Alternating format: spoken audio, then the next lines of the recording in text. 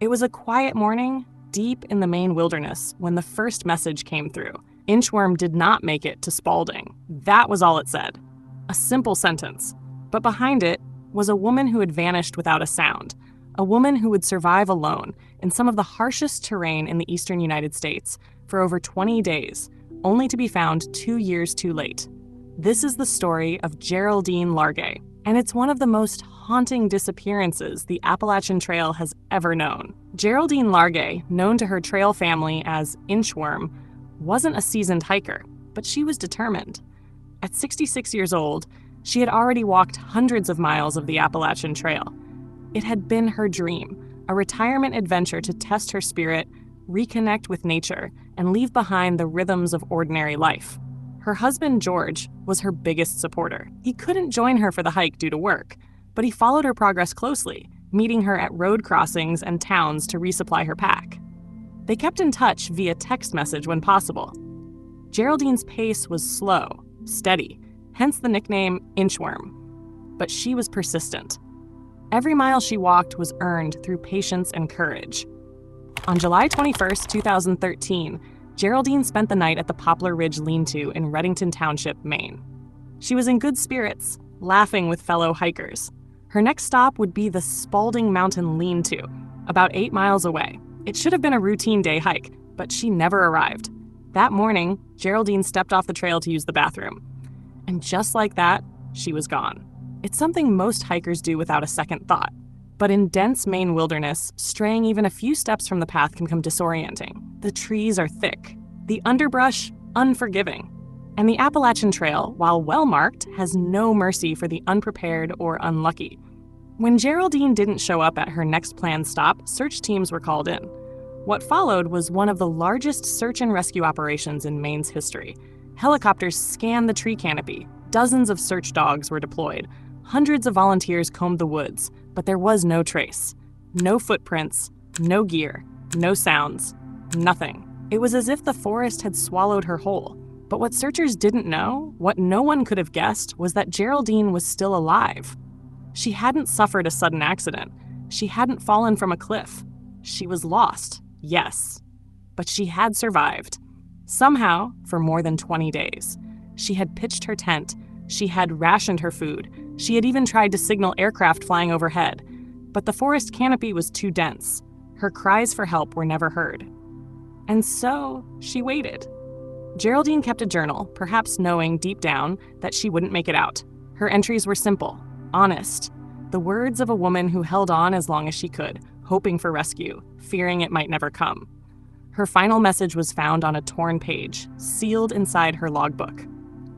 When you find my body, please call my husband and daughter. It will be the greatest kindness for them to know that I am dead where you found me, no matter how many years from now. 2 years passed.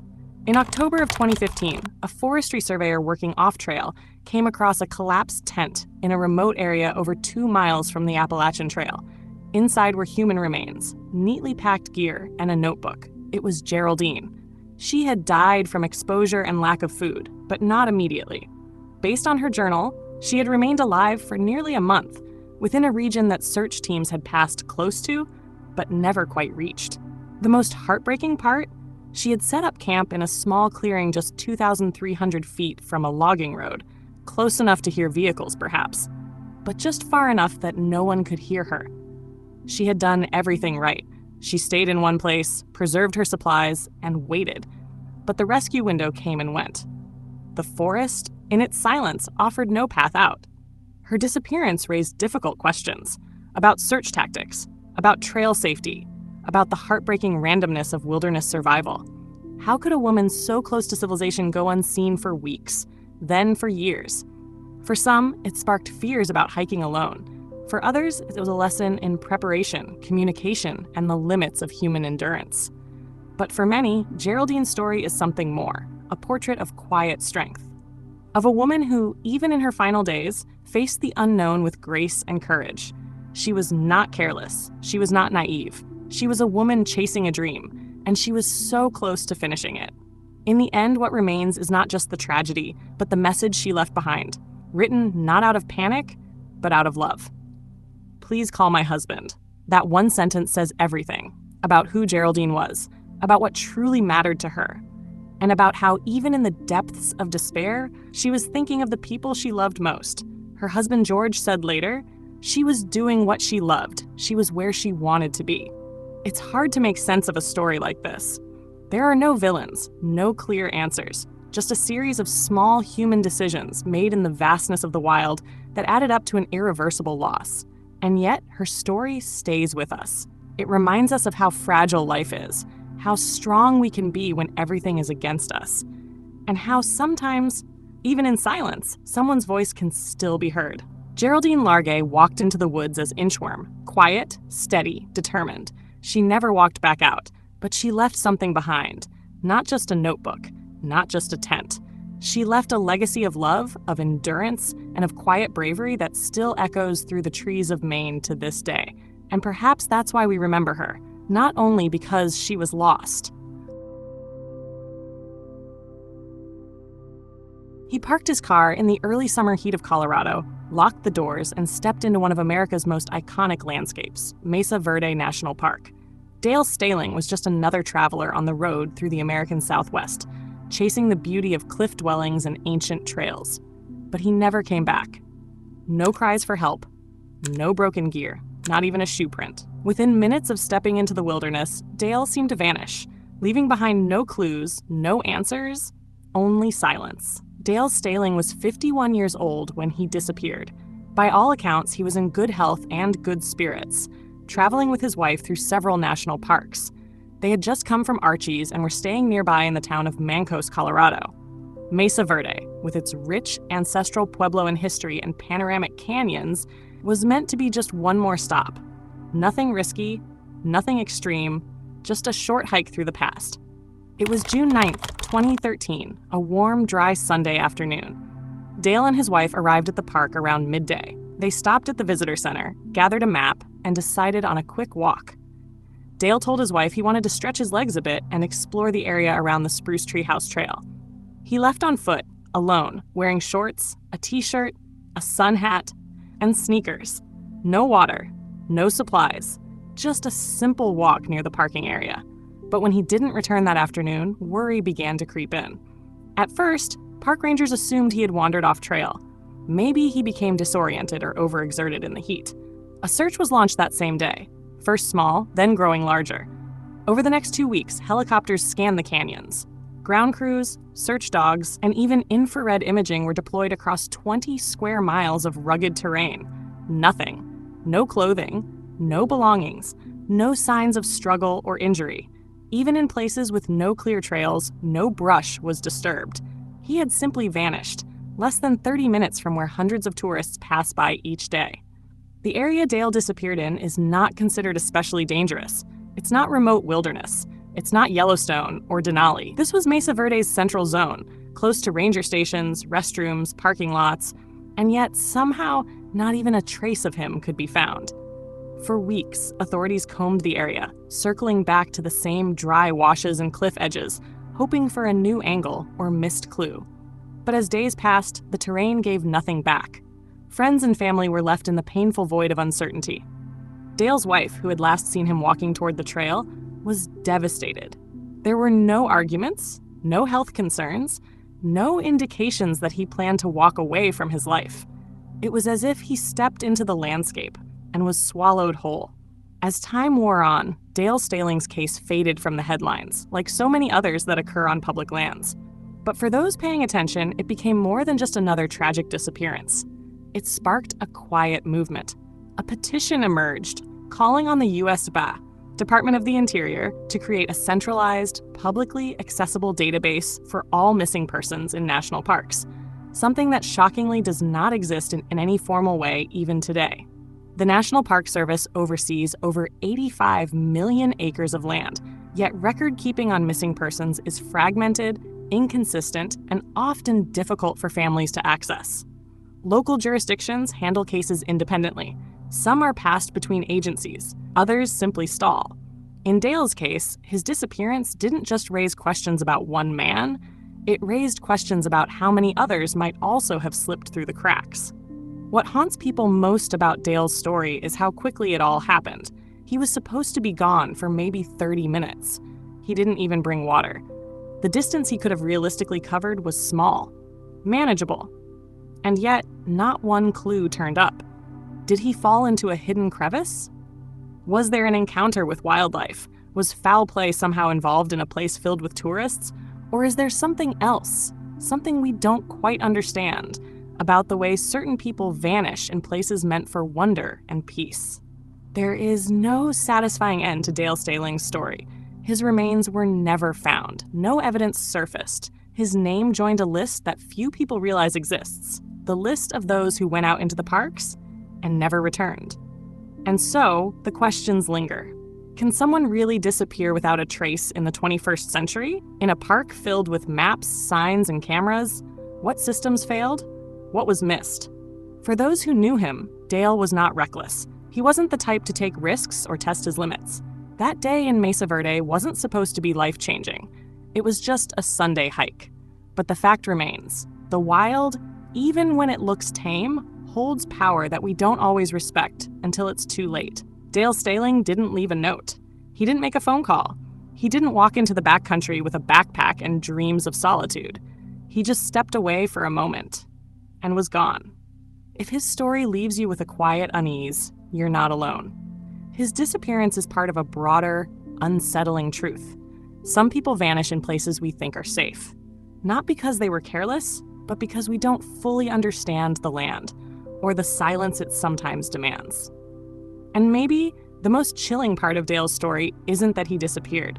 It's that in a place designed to preserve the past, the present can still be lost forever. They say Yosemite can both take your breath away and vanish you without a trace. On March 23, 2015, Michael Dahl walked into the park like thousands do every spring. But what happened next would leave even the most seasoned search teams baffled. Days later, a family on vacation stumbled upon something they could never unsee. Michael had vanished. Then he was found, alive, but barely. And no one, not even Michael, could explain what had truly happened out there. Michael Dahl was 29 years old when he entered Yosemite National Park that morning. It was supposed to be a short solo hike, nothing out of the ordinary for someone familiar with the outdoors. The snow was melting, the trails were clear, and the park had just begun to come alive after a long, quiet winter. He had told his family he'd be back later that afternoon. A quick day in nature to reset. No overnight gear, no plans for anything extended. Just a few miles on foot to clear his head. But that afternoon came and went. And then the evening. No messages, no calls. Michael wasn't the kind of person to disappear without a word. When his car was found still parked at the trailhead, alarm bells began to ring. Within 24 hours, park rangers initiated a search. They focused on common routes, known hazards, even off-trail areas that someone might accidentally wander into. The terrain in Yosemite is vast, unpredictable. Cliffs appear out of nowhere. Streams can turn to torrents. A single wrong turn, and you're in a place you can't get out of. Still, Michael's case felt different. There was no sign of struggle, no items left behind, no clues to follow. It was as if the forest had swallowed him. 3 days passed, then 5. The weather turned colder, hopes began to fade, and then on the 6th day, March 29th, a couple from Santa Rosa, hiking with their teenage daughter, decided to veer off a marked trail to photograph a distant waterfall. That's when they saw him. At first, they thought it was debris, a dark shape, oddly still, partly covered in pine needles and brush. Then they realized it was a man, barely conscious, injured, and severely dehydrated. It was Michael. He was alive, but barely able to speak. His legs were badly scraped, and one ankle appeared broken. His jacket was torn. He hadn't eaten in days. The family stayed with him while one of them hiked out to call for help. Paramedics arrived by helicopter several hours later and transported him to a hospital in Modesto.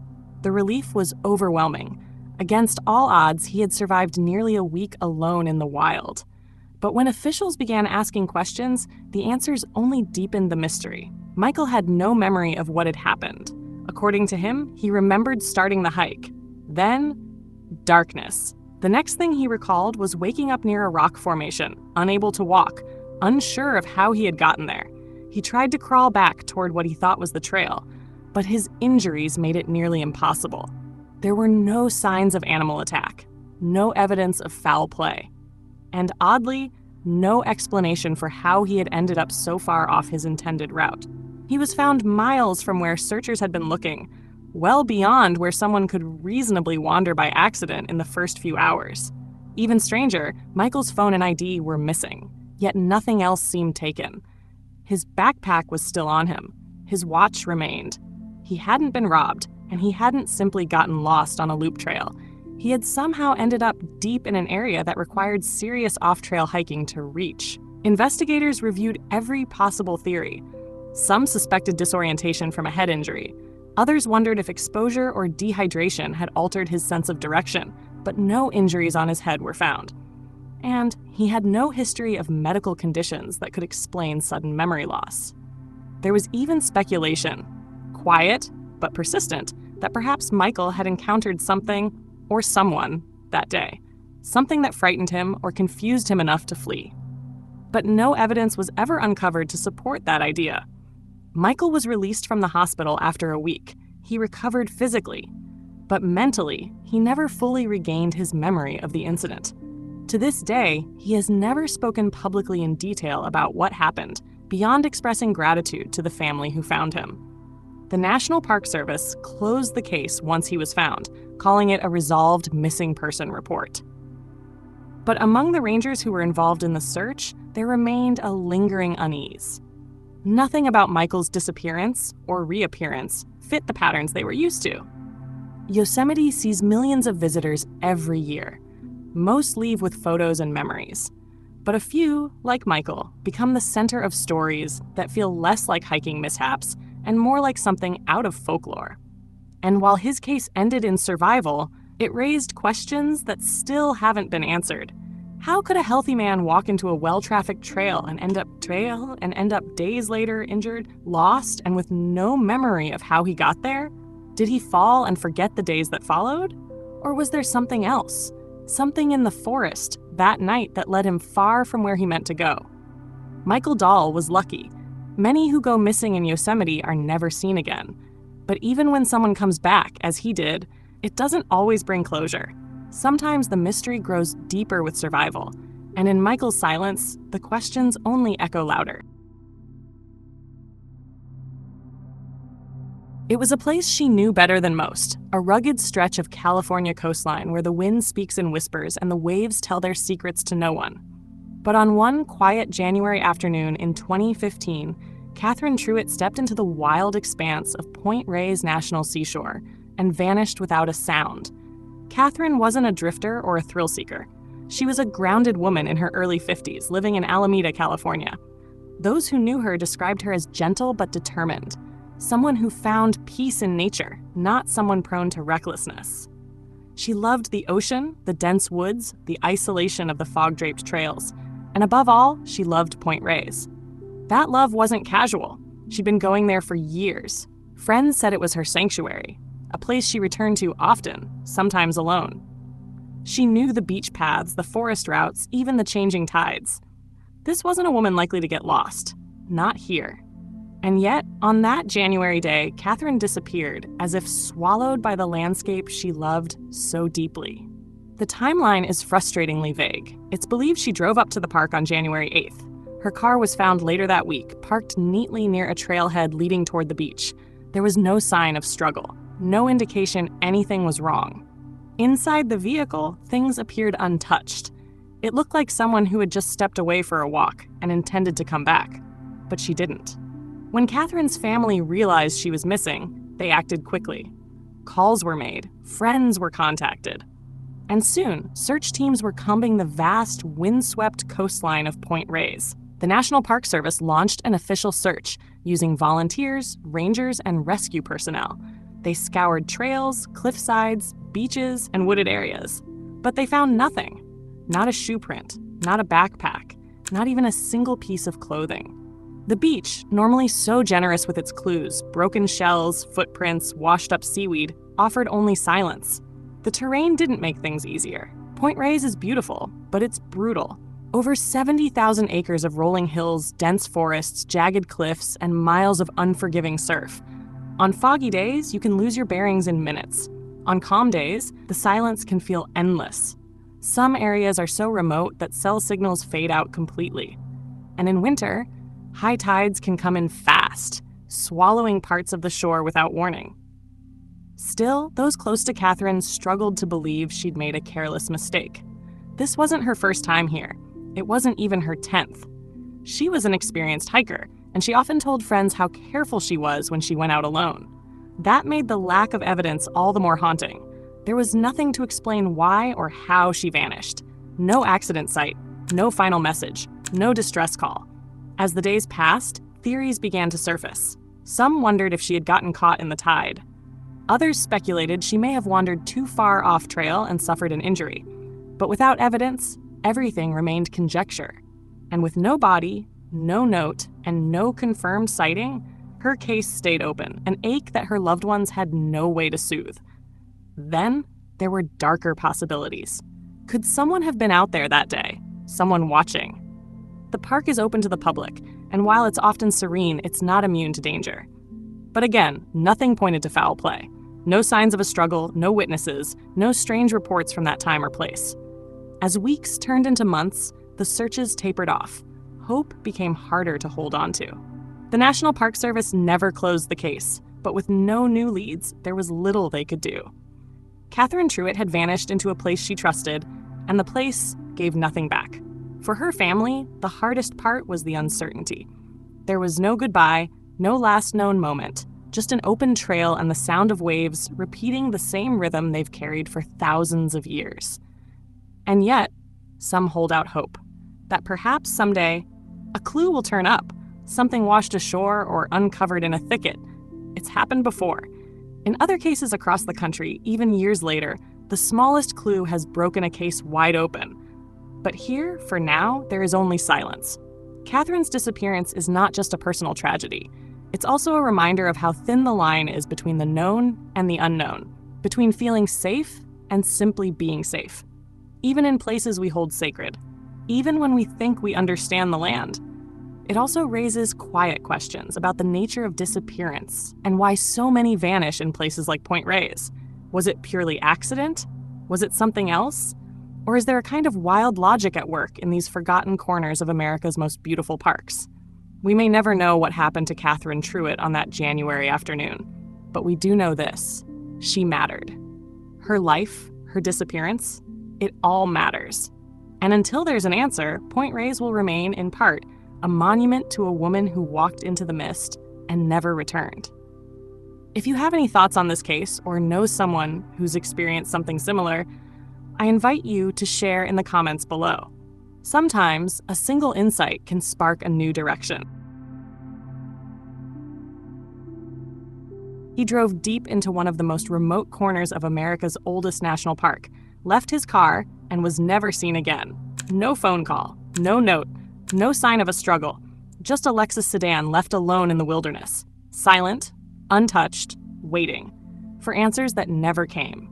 In September 2010, Stuart Isaac, a 48-year-old man from Maryland, vanished without a trace inside Yellowstone National Park. On paper, he was just another visitor. But what happened to him left behind a mystery as vast and as impenetrable as the landscape itself. Stuart wasn't a reckless man. He'd served in the military, calm under pressure, trained to assess risk. After his service, he transitioned into a quiet civilian life. At the time of his disappearance, he was working for the U.S. Department of Health and Human Services. He was thoughtful, educated, and responsible. The kind of person who doesn't just walk into danger unprepared. He'd taken a break from work and decided to travel west, a solo trip that led him to the raw, untamed beauty of Yellowstone. And it wasn't his first visit. Stuart had a known appreciation for nature, but this time felt different. Friends and family noted that something had shifted in him before he left. He'd been quieter, more introspective. When Stuart failed to return from his trip, concern escalated quickly. A missing persons report was filed. Park authorities mobilized a search effort. What they found, or rather what they didn't, only deepened the mystery. Stuart's 2009 Lexus was discovered near Craig Pass, a remote area nestled between Old Faithful and West Thumb Geyser Basin. It's not the kind of place a casual visitor stumbles across. The area is isolated, quiet, and bordered by dense forest and thermal features. It sits at over 8,000 feet elevation, where weather conditions can shift in moments. His car was locked. There was no sign of forced entry. No gear left behind. Just the car. Search teams were dispatched almost immediately. Rangers, canine units, aerial teams, dozens of professionals combed the surrounding wilderness. But after several days, the effort was scaled back. There was no sign of Stuart. No campsite, no clothing, no footsteps. The terrain offered nothing, as though it had simply swallowed him whole. For many, the wilderness is a place of peace. But for searchers, it can be a place of haunting silence. Yellowstone is massive, over 3,400 square miles of mountains, canyons, geysers, and deep woods. And while it may seem strange that someone could just vanish, in Yellowstone, it happens more often than most people realize. But Stuart's case stood out because there was no indication that he was lost, no evidence that he had intended to hike far from his vehicle. The trailheads nearby are known but not heavily trafficked. If he'd planned a long hike, there would have been gear, a backpack, at least some preparation. Instead, everything pointed to an abrupt disappearance, one without reason or warning. There were rumors, whispers of someone walking away intentionally. The theory that Stuart, burdened by personal or emotional weight, may have chosen to disappear on his own terms. But nothing concrete supported that idea. He left behind no message, no indication of distress, no farewell to friends or family, and those closest to him insist this was not the behavior of a man planning to vanish. Others wondered if he had encountered someone in the park. Yellowstone receives millions of visitors each year, and most of them pass through without incident. But in the vast, hidden corners of the park, you can go for hours without seeing another soul. Could someone have been there, waiting? Could something have happened that left no trace? As the weeks turned to months, the search was quietly closed. Stuart's name faded from headlines. His file moved into cold case status. His family, left with no closure, has carried the weight of silence ever since. No remains have ever been found, not even a piece of clothing. Nothing to say where he went, why he left his car in that particular place, or what became of him after that. One detail, though, continues to haunt those who study the case.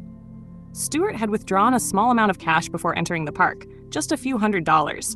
Not enough to suggest he was planning to run, not enough to start a new life. Just enough to last a few days. Perhaps to camp, to be alone, or perhaps something else. The possibility of an accident still lingers. Yellowstone is full of hidden dangers, steep ravines, thermal pools that can be lethal, wildlife encounters that turn tragic in seconds. But in most accidents, evidence is eventually recovered. A shoe, a camera, a body. In Stuart's case, nothing surfaced, not then and not in the 15 years since. Some speculate that Stuart walked away from his life, not out of despair, but to start over. Others believe he became disoriented in the thin mountain air, made a wrong turn, and slipped beyond reach. And then there are those who believe Yellowstone itself hides more secrets than we understand, the kind that don't leave answers behind. In the end, Stuart Isaac became part of a troubling pattern. Visitors to national parks who vanish without a trace, leaving only questions behind. His story is a quiet one, no drama, no confrontation. Just a man, a car, and a vast wilderness that refused to give anything back. Today, if you drive through Craig Pass, you might pass the same stretch of road where Stuart's Lexus once sat. There's no marker, no sign, just trees, wind, and silence. And maybe for a moment you'll feel what he might have felt, alone in the wild, staring into a world that stretches endlessly in all directions. Sometimes the most haunting stories are the ones that never tell you how they end. It was a quiet August morning in 2006 when a park ranger on routine patrol near the Indian Creek campground in Yellowstone noticed something unusual. A vehicle parked strangely alone and seemingly abandoned. At first glance, it looked like an ordinary visitor's car, but no one ever came back to claim it. Days passed, then weeks, and the man who owned that car, 47-year-old Bruce Pike, was never seen again. There were no signs of a struggle, no note, no clear path to follow. Just questions.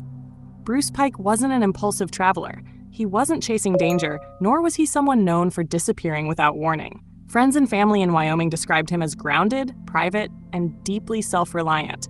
He found peace in nature, especially in Yellowstone National Park, where he'd spent years exploring with care and preparation. On August 2nd, 2006, Bruce set off for a short solo camping trip. He told a few close friends he planned to spend time in the Indian Creek area, one of the quieter, less visited corners of the park. It was familiar ground for him. Removed from the crowds, the area offered serenity, space, and the kind of stillness only the wilderness can provide. That night, it's believed Bruce camped somewhere near Indian Creek, but no one knows for certain. What is known is that he never came home. A few days later, rangers discovered his vehicle parked just off the main road by the campground. Inside, there were no signs of foul play. His keys were gone, as was his backpack. No chaos, no clues. The car looked as if he had parked it with the intention of returning shortly, but he never did. Once Bruce was officially reported missing, a large-scale search and rescue operation was launched. Helicopters scanned miles of rugged terrain. Search teams combed riverbanks, ridgelines, game trails, anywhere he might have gone. The effort stretched on for nearly 2 weeks, yet not a single clue surfaced. Nothing. It was as if Bruce had vanished off the face of the earth. The complete lack of evidence left loved ones desperate for answers. Some believed he may have suffered a medical emergency, gotten lost, and succumbed to the elements. Yellowstone's weather is unpredictable, even in August. A sunny morning can quickly turn to freezing rain. Still, others weren't convinced. Bruce Pike was no novice. He knew how to prepare for sudden weather changes. He understood the land. He avoided unnecessary risks. But even the most experienced hikers can disappear without warning. Nature doesn't discriminate. Then, there were other theories. But some quietly suggested Bruce may have chosen to vanish. Perhaps life had become too heavy, and the solitude he sought was intended to be permanent.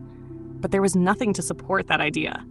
No goodbye notes, no financial activity suggesting planning, and those close to him said he gave no sign of being in distress. Others considered darker possibilities. Yellowstone is immense and wild, its remote areas capable of hiding anything. Could Bruce have met someone out there? Someone dangerous? Did he stumble across something illegal? Something hidden? Something he wasn't meant to see? These ideas remain speculation. With no evidence, they are just shadows. One unsettling detail in Bruce's case is the setting itself. Indian Creek is not only remote, it's eerily still. Located off the main tourist routes, it's surrounded by thick pine forest and rugged terrain. There's no cell service. If something happened, an accident, an attack, there would be no way to call for help. No one would hear a thing. And that may be the most disturbing part of all. The silence. How nature can swallow someone whole and leave behind nothing. Years have now passed since Bruce Pike walked into Yellowstone. His car was eventually removed. His name became one of many on the long list of missing persons in U.S. national parks. Yet his story lingers, not just because of the mystery, but because of what it represents. The chilling reality of a disappearance with no trace at all. For Bruce's family, there is no peace, only the weight of uncertainty. From time to time, someone reports seeing a lone figure in that area of the park, a hiker along a ridge, a man resting at a trail bend. Rangers always investigate, but the sightings never lead anywhere. Still, some find a strange comfort in those reports. A fragile hope, perhaps irrational but deeply human, that Bruce might still be out there. At ease in the wilderness, watching the sun rise over the canyon, listening to the wind through the trees, or maybe silence is the only answer we'll get. Yellowstone holds many secrets. Some are revealed, others stay hidden forever. Bruce Pike's disappearance may never be solved, but his story stands as a haunting reminder. Even in the most breathtaking places on Earth, mysteries can grow roots, and sometimes the quietest vanishings echo the loudest. If you've ever stood in Indian Creek or anywhere deep inside Yellowstone, you know the feeling. That fine line between beauty and isolation, between discovery and disappearance. And maybe, just maybe, Bruce Pike walked that line one last time. In the heart of the Colorado wilderness, on a bright August morning in 1933, a man stepped into the Rocky Mountains and was never seen again. There was no storm, no known accident, no final message, just a quiet departure, and then silence. What happened to Joseph Halpern remains one of the oldest and most confounding missing persons cases in national park history. Joseph Lawrence Halpern was not the kind of man you'd expect to vanish without a trace. He was thoughtful, intelligent, and deeply admired by those who knew him. His friends called him Teacher, not just because he was a scholar, but because of the way he lived. Deliberate, curious, and generous with knowledge.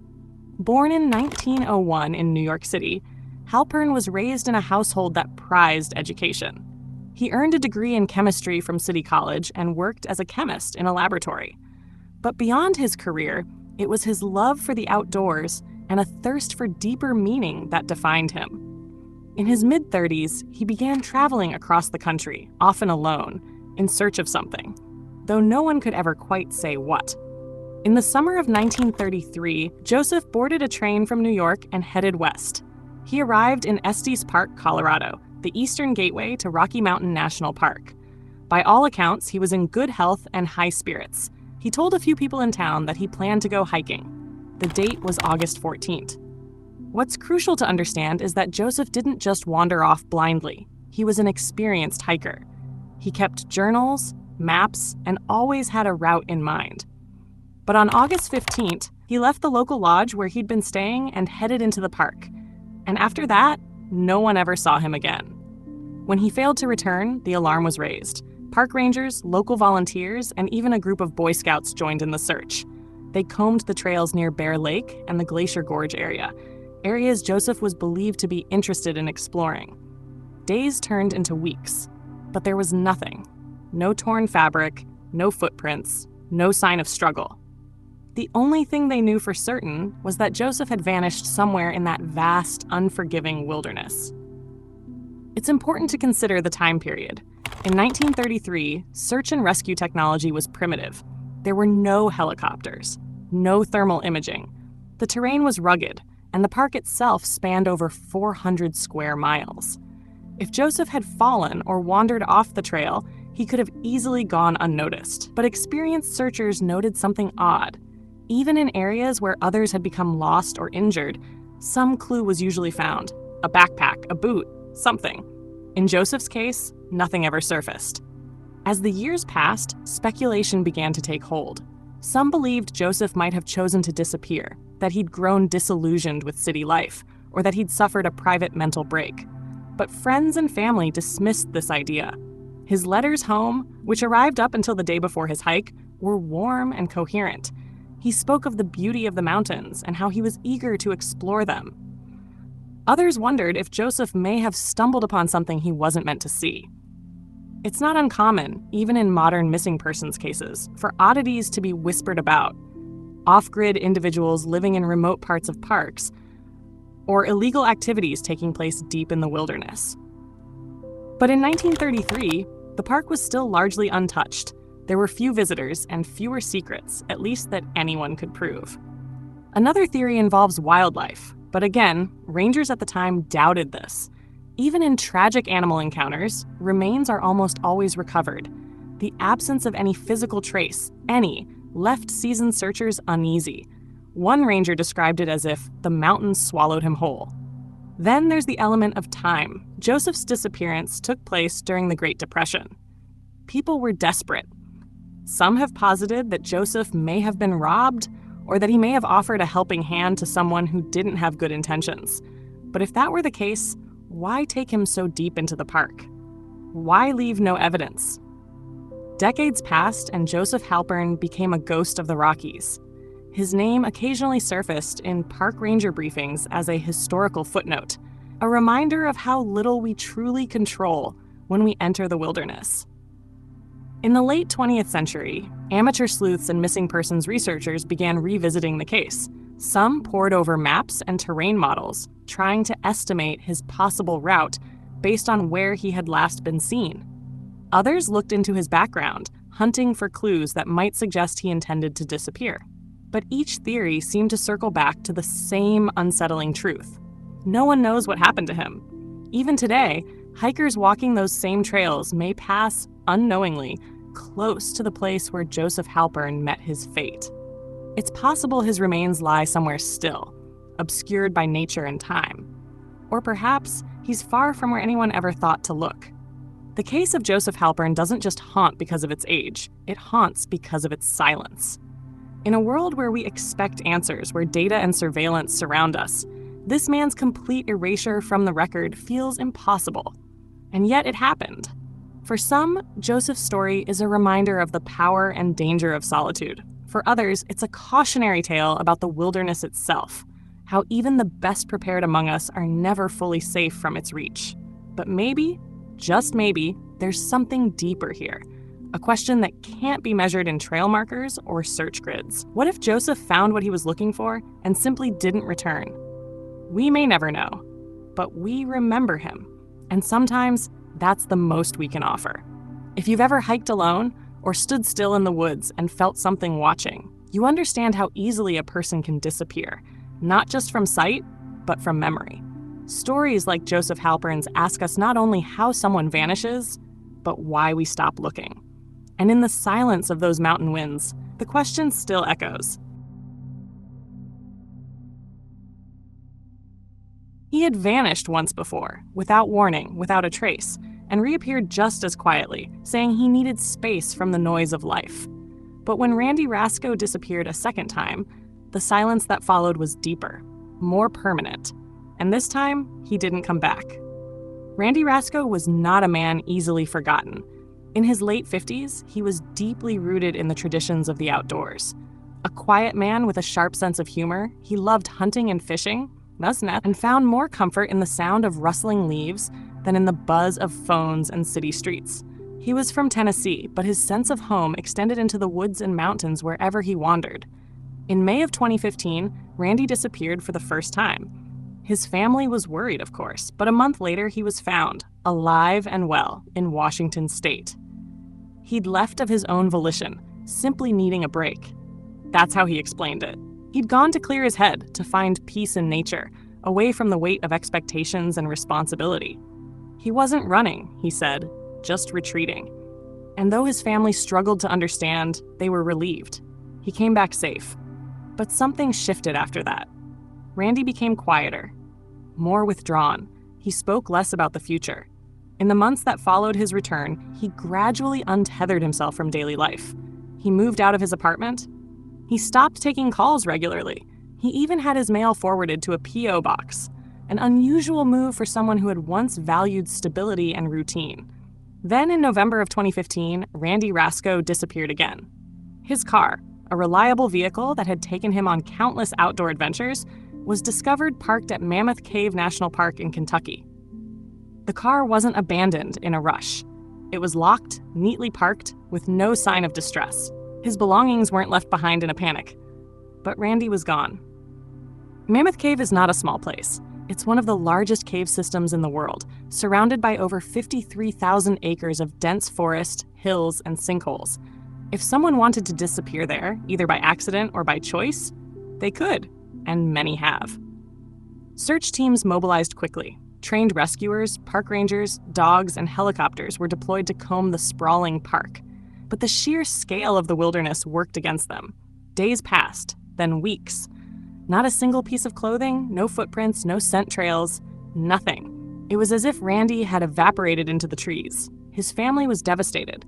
They'd hoped this was another instance of him needing space, but this time felt different. His previous disappearance had been followed by communication. A phone call, a sign. This time, silence. Cold, unsettling silence. The timing raised more questions than answers. Why had he chosen Mammoth Cave? Why had he arranged to have his mail forwarded before leaving? Had he planned this disappearance more carefully? Or was he preparing to start fresh, somewhere unknown? Some close to Randy began to believe he'd gone into the park intentionally, perhaps searching for peace or escape. Others feared something else had happened. Foul play wasn't ruled out entirely, but there was no evidence pointing toward a crime. Just a man, a car, and miles upon miles of unforgiving wilderness. What made Randy's disappearance especially haunting was the lack of closure. No clue has ever surfaced. No hiker has stumbled upon a weathered backpack or an old trail map. His bank accounts haven't been touched. His phone never turned on again. In the digital age, true vanishings are rare. Yet somehow, Randy Rascoe became one. People familiar with the Mammoth Cave area know how easy it is to lose your way. Trails wind through thick brush and suddenly vanish. Weather can turn quickly. Sinkholes dot the landscape, some hidden beneath leaves or soft ground. The cave system itself stretches hundreds of miles, some mapped, many not. It is in many ways a place where nature reclaims everything, and Randy knew that. He wasn't inexperienced. He wasn't careless. If he had gone into those woods, he'd have done so with knowledge, with intent. That's what unsettles those who knew him best. He understood the dangers. He wasn't the type to get lost easily. Years have now passed. His name appears on missing persons databases, often without updates. His family has kept his memory alive quietly, choosing not to dwell publicly on theories or speculations.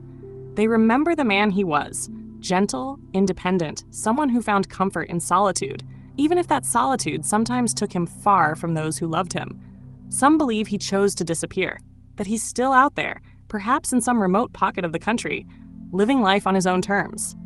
Others believe the wilderness may have claimed him, quietly and without a trace, in a place too vast to search completely. But there's another possibility, one harder to explain. That something happened in those woods that no one saw. No cameras, no witnesses. Just one man, alone, stepping into a landscape that has long been a place of mystery and silence. The case of Randy Rascoe remains unsolved. No one can say for certain what happened that November. But for those who've studied disappearances in national parks, his case is a chilling reminder of how thin the line can be between isolation and vanishing, how a familiar place can suddenly become unknowable, and how even those who walk quietly through the world can leave behind a mystery that never quite settles. Maybe Randy found what he was looking for in the end, or maybe he's still out there, waiting to be found. Until then, his story remains a question that echoes in the trees of Mammoth Cave, quiet, unanswered, and deeply human. It was supposed to be a temporary escape, a quiet break in the mountains, surrounded by towering trees and alpine silence. But somewhere in that vast and rugged wilderness, Matthew Green walked away and was never seen again. In July of 2013, Matt, a 39-year-old high school teacher from Pennsylvania, set out on what he hoped would be a rejuvenating trip to California's Sierra Nevada mountains. He was intelligent, kind, and measured, a man who didn't make careless decisions. But by the end of that summer, the only trace of him was an empty campsite, a few unanswered questions, and a haunting mystery that still clings to the slopes near Kings Canyon National Park. Matt had always been a thinker, a man of science and introspection. He taught mathematics at Nazareth Area High School, and his students described him as calm, patient, and endlessly curious. After a difficult breakup and some personal reflection, he decided he needed time away to reset. So he packed up his car and drove cross-country, drawn to the raw beauty of California's wilderness. In July, he landed in the Mammoth Lakes area, a favorite destination for hikers and climbers. He spent his days exploring the nearby trails and peaks, occasionally summiting mountains with fellow hikers he met along the way. He wasn't reckless. He didn't take unnecessary risks. He texted friends regularly, letting them know his whereabouts and plans. But that consistency, the steady rhythm of check-ins and shared photos, came to an abrupt halt on July 17, 2013. That morning, Matt's friends, who had shared a nearby campsite with him, said goodbye as they prepared to leave. He mentioned that he planned to get his car repaired in town before possibly hiking or climbing solo that day. His vehicle had been giving him trouble, so he left it at a local auto shop in Mammoth Lakes, but he never returned to pick it up. His phone, last active that morning, suddenly went silent. No calls, no messages, no banking activity, and for the first time during his trip, no word from Matt. When days passed without any contact, concern grew. Friends reported him missing, and law enforcement began the daunting task of trying to piece together where he might have gone. But Kings Canyon and the surrounding Inyo National Forest are massive and wild, over 1,800 square miles of jagged peaks, glacial lakes, and deep canyons. It was like trying to find a single thread in a sprawling tapestry of granite and trees. Search teams pored over maps, tracing every possible trail he might have taken. Helicopters scanned the ridgelines. Rangers interviewed climbers and hikers in the area. Some trails near the park were dangerous, with steep drop-offs and few signs of human activity. But there was no sign of Matt, no gear, no footprints, no clue that he'd ever set foot beyond the campground. One theory suggested he might have attempted to summit one of the nearby peaks solo, perhaps the Ritter Range or Mount Banner. Another speculated that he might have ventured toward the John Muir Trail, a famous stretch running deep into the backcountry. But no one saw him. No one reported crossing paths with a man matching his description. What puzzled investigators most was Matt's gear. He'd left behind many of his belongings at the campsite, items he likely wouldn't have parted with if he were planning a long hike or climb. Yet some critical things were missing. His backpack, some climbing equipment, and his wallet were gone, suggesting that he did indeed set off into the wilderness that day. But where he went and why he didn't return remains unknown. As days turned into weeks, the official search scaled back. Family and friends, desperate for answers, continued distributing flyers and contacting anyone who may have seen something. But the trail had already gone cold. There was no history of mental illness, no signs he intended to disappear. His friends and family were adamant Matt wouldn't have simply walked away from his life. He loved his job, was close to his parents and sister, and had plans to return to Pennsylvania by the end of summer. And yet, as with so many wilderness disappearances, there were no signs of struggle, no accidents discovered, no remains found. Just silence. Years have passed since that July morning. The Sierra Nevada continues to draw adventurers from across the world, many of them unknowingly walking the same trails Matt may have taken. Some stop at the campground where he was last seen. Others summit peaks that might hold the answer to his fate, hidden under layers of rock and snow.